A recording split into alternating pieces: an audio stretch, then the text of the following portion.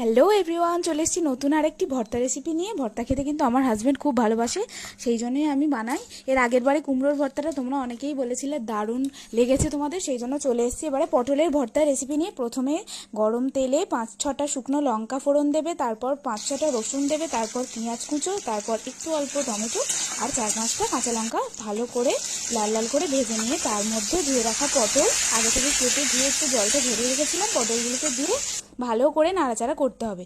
অল্প একটু ভাজা হয়ে গেলে লাল লাল কালার এসে গেলে তার মধ্যে দিয়ে দিয়েছি 6-7টা চিংড়ি মাছের মাথা দিয়ে ভালো করে আরও কিছুক্ষণ ধরে ভালো করে ভেজে নিয়ে সমস্ত কিছু মিক্সিতে দিয়ে একদম সুন্দর করে একদম মিহিভাবে পেস্ট বানিয়ে নিয়েছি।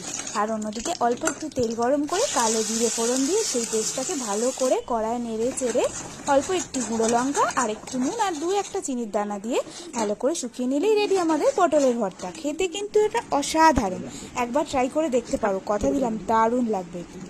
ভিডিওটা কেমন লাগলো অবশ্যই কমেন্ট করে জানিও। Thank you for watching.